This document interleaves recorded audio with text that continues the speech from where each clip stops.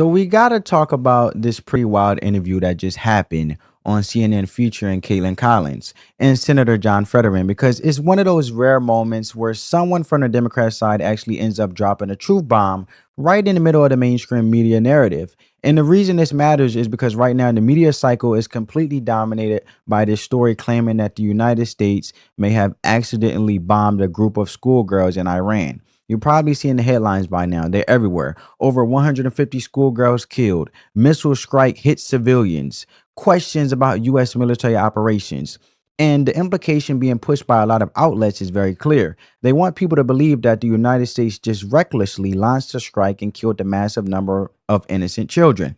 Now, obviously, if something like that actually happened, it would be horrific. Nobody is sitting here celebrating civilian deaths. War is ugly, military operations are messy, and innocent people getting caught in the middle is always tragic. But wait, what makes this story so interesting is how quickly the narrative has been shifting and how fast certain political figures in the media outlets decide to weaponize it before the facts were even clear. Because if you go back to the very beginning of this story, the first reports weren't blaming the United States at all. The initial claims floating around online and in some international reports suggested that Israel may have carried out the strike. Then, not long after that, a completely different explanation started circulating saying that the explosion might have actually been caused by Iran itself, possibly some kind of internal military accident or misfired weapon. Then suddenly the narrative shifts again, and now we're hearing that maybe it was the United States connected to the broader military operation happening in the region right now.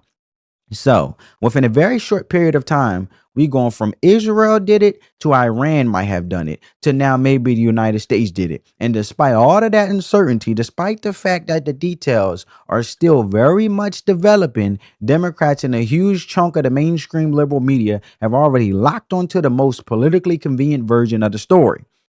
They have become absolutely obsessed with this narrative because it gives them a tool to attack the president and undermine the military operation that is currently taking place against Iran. And that's what really this is really about. Because if we are going to talk honestly about what's happening here, we have to talk about the context that the media conveniently ignores. The United States didn't just randomly wake up one morning and decide to start military operations in the region for no reason. There is an entire chain of events that led up to this moment. There are security threats, regional conflicts, and years of escalating tensions involving the Iranian regime.